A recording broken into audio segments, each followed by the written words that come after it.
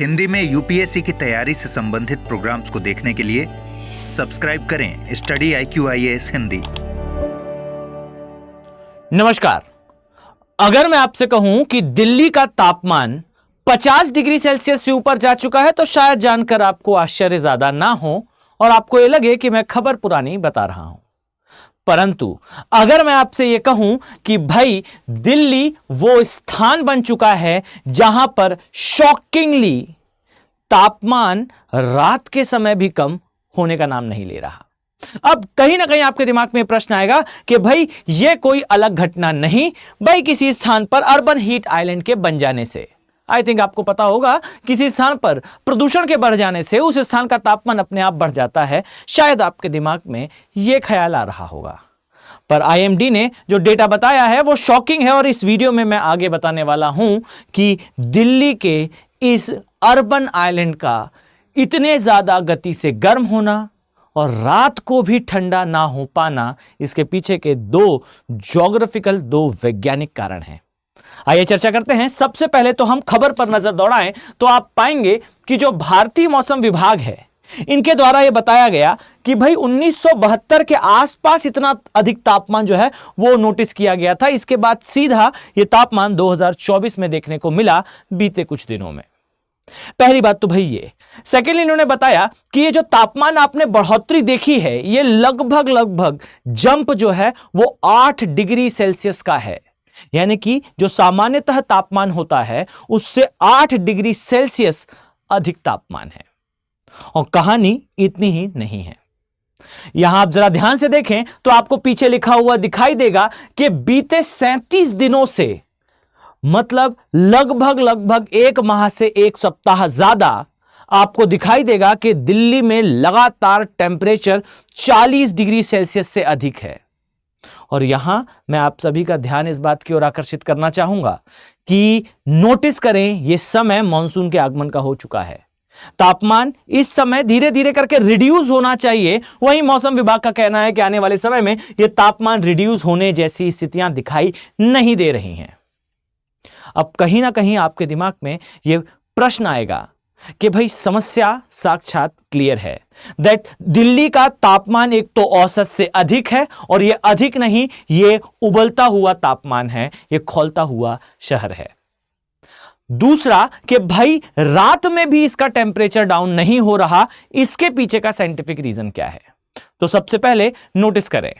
I think अगर आप मुझे कुछ समय पहले से फॉलो कर रहे हैं और आपने नोटिस करा होगा तो मैंने बार बार एक शब्द का जिक्र करा है जिसे कहा जाता है अर्बन हीट आइलैंड, यानी कि ऊष्मा द्वीप। अब ये ऊष्मा द्वीप एग्जैक्टली होते क्या हैं? तो इस बात को समझिएगा कि जब किसी स्थान पर हम प्रदूषण के रूप में ग्रीन हाउस गैसेस का उत्सर्जन करते हैं भाई, अर्थात वो गैसेस जो ऊष्मा को अवशोषित करती हैं, हीट को जो है वो स्टोर करती हैं, उन गैसेस का किसी स्थान पर औसत से अधिक उत्सर्जन हो, यानी कि आसपास के स्थान पर उत्सर्जन थोड़ा कम है लेकिन इस स्थान पर उत्सर्जन अधिक है, उस कंडीशन पर आप पाएंगे कि जो सूर्य से आने वाला प्रकाश है वो एंटर तो भाई कर जाता है उस स्थान पर, लेकिन इसके बाद वो बाहर नहीं जा पाता। जबकि नोटिस करें अन्य क्षेत्रों में आप पाएंगे कि ये जो इनकमिंग सोलर रेडिएशन है ये पृथ्वी की सतह से टकराकर बाहर चला जाएगा, पर चूंकि इस स्थान पर जो ग्रीन हाउस गैसेस हैं इनका कॉन्सेंट्रेशन, इनका संकेंद्रण ज्यादा है, आप पाएंगे कि इस स्थान पर टेम्परेचर कम नहीं होने वाला। तो ठीक है, हम इस बात को समझ लेते हैं कि भाई दिल्ली एक अर्बन हीट आइलैंड है, एक इंडस्ट्रियल एरिया है, आसपास बड़ी इंडस्ट्रीज हैं, मेगा क्लस्टर्स हैं और इनके कारण बेसिकली दिल्ली का तापमान बढ़ा हुआ है, एक्सेप्टेबल है। पर प्रश्न अभी भी वही है कि भाई रात में तापमान क्यों नहीं गिर रहा? तो आप जानकर शायद हैरान हो, इसका मुख्य कारण जो है वो एक छिपे हुए स्टेटमेंट में है, जहां आप देखेंगे कि भाई वास्तविकता में दिल्ली में जो आर्द्रता है, जो नमी है, यह नमी 31 से 47% के बीच बनी रह रही है। अर्थात हवा में नमी की मात्रा दिल्ली में सिग्निफिकेंटली जो रिड्यूस होनी चाहिए रात में, यह रिड्यूस नहीं हो रही और एक दुष्चक्र में फंस चुका है बेसिकली दिल्ली का अभी एनवायरनमेंट। क्या है यह दुष्चक्र? तो आइए इसे समझते हैं। एक ऐसी साइक्लिक कंडीशन जिससे आपको परिणाम के रूप में रात के समय टेम्परेचर ज्यादा दिख रहा है। क्या है ये? तो आइए जरा समझते हैं। सबसे पहली चीज तो भाई जो नमी होती है, यानी कि जो वाटर वेपर है भाई, ये इस स्थान पर 31 से 37% रिस्पेक्टिवली उपस्थित है। अब समझिएगा, होता यह चाहिए कि भाई चूंकि दिन में सूर्य का तापमान है, सौर तापन है, इस स्थान पर नमी जो है हवा में उपस्थित रहेगी। सूर्य का ताप चला जाएगा तो भाई जो नमी है, अर्थात जो वाटर वेपर है, जो जलवाष्प है भाई, ये जो हवा में उपस्थित है, ये ओस की बूंद बनकर या फिर ये जो है वो डाउनवर्ड मूव कर जाएगी। भले ही हमें ओस ना दिखाई दे, बट एटलीस्ट जो वाटर वेपर है ये धीरे धीरे करके नीचे आ जाती है, इनफेक्टिव हो जाती है, और जो आसमान से आने वाला सूर्य का प्रकाश है वो उस समय विद्यमान है नहीं, तो सारी कंडीशंस धीरे धीरे करके नॉर्मल होने लगती हैं। लेकिन यहां पर एक साइकिल ट्रिगर होगी। जब तापमान औसत से कुछ अधिक ही होगा, अर्थात temperature on an average high होगा, आप पाएंगे कि रात के समय जो जलवाष्प उपस्थित है, यह जलवाष्प का उपस्थित होना यह कंटिन्यू जारी रहता है। अर्थात सामान्य स्थितियों में जलवाष्प का परसेंटेज रात के समय कम हो जाना चाहिए, इसका कंसंट्रेशन अपर एटमॉस्फेयर में कम हो जाना चाहिए। परंतु चूंकि रात के समय तापमान ज्यादा है, यह एक नई स्थिति को जन्म देता है, जहां पर रात में तापमान ज्यादा होने से जो आपकी हवा की नमी है यह निचले स्तर पर नहीं आ पाती, यह कम नहीं हो पाती। और इस कारण चूंकि, अब मैं यहां पर एक स्टेटमेंट देने वाला हूं, ध्यान से सुनिएगा, चूंकि किसी स्थान पर आर्द्रता के अधिक होने से, नमी के ज्यादा होने से, नमी खुद में हीट को स्टोर करती है, और यहां पर एक नए प्रकार के सिस्टम का जन्म होता है जो रात में भी टेम्परेचर कम नहीं होने देता। और ये जो नया सिस्टम है ये basically humid bulb type react करता है, अर्थात एक ऐसा स्थान जहां पर कैद हो रखी है नमी, और ये नमी भी अब रात में टेम्परेचर कम नहीं होने देती। और विश्वास मानिए इस बात का कि ये जो कंडीशन है, ये कंडीशन बेइंतहा पीड़ादायक होती है, एक बहुत ही पेनफुल कंडीशन होती है। रीजन इज, यहां पर ब्रीदिंग तक रिस्ट्रिक्ट होने लगती है, ब्रीदिंग में भी प्रॉब्लम इवन लोगों को आने लगती है। खबरें आपने सुनी होंगी कि दिल्ली में स्वास्थ्य लोगों का खराब हो रहा है इस गर्मी के कारण, क्योंकि अक्सर लोग केवल जानते हैं इसे गर्मी के नाम से। ये केवल गर्मी नहीं, ये एक ह्यूमिड बल्ब की तरह रिएक्ट कर रहा है दिल्ली का ये इन्वायरमेंट, और ये जो इन्वायरमेंट है ये स्वास्थ्य के लिए खासा हानिकारक होता है।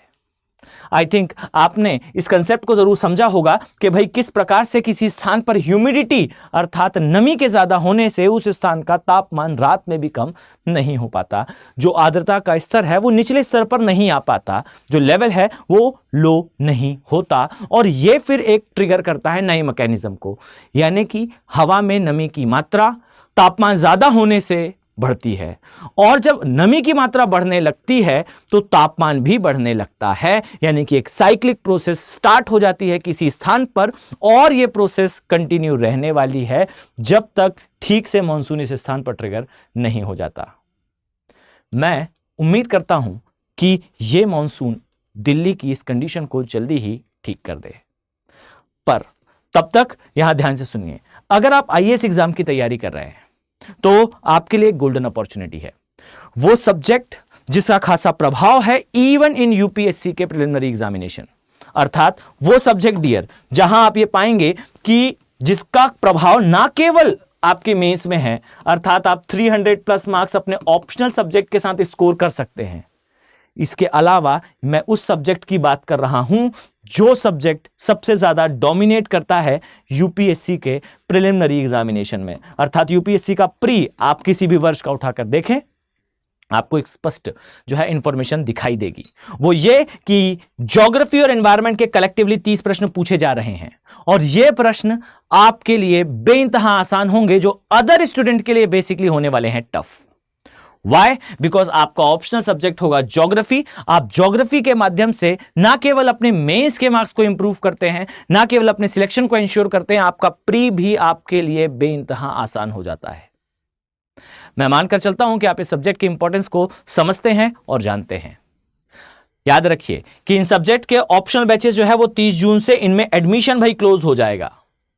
अर्थात आपके पास एक गोल्डन अपॉर्चुनिटी है ऑप्शनल सब्जेक्ट ज्योग्राफी को क्रिस्टल क्लियर और रॉक सॉलिड प्रिपेयर करने की। यह अपॉर्चुनिटी आपके पास लिमिटेड टाइम के लिए है, तो आप इन बैचेस का पार्ट जल्दी से जल्दी बने। साथ ही इस बात का विशेष ध्यान रखें कि 15,999 की बैर मिनिमम कॉस्ट पे आप इस बैच का पार्ट बन सकते हैं, बट इस बात का विशेष ध्यान रखिएगा कि आपको यूज करना है भाई AK लाइव कोड। इस कोड के माध्यम से ही आपको जो कॉस्ट पीछे डिस्प्ले हो रहा है अर्थात 15,999 का कॉस्ट ये आपको देखने को मिलेगा। इस उम्मीद के साथ कि आने वाले समय में मैं आप सभी सीरियस IAS एस्पिरेंट्स को इन बैचेस में देखने वाला हूं। चलिए मिलते हैं नेक्स्ट वीडियो में। Have a very nice day. Thank you. Hindi में UPSC की तैयारी से संबंधित प्रोग्राम्स को देखने के लिए सब्सक्राइब करें स्टडी IQ IAS हिंदी।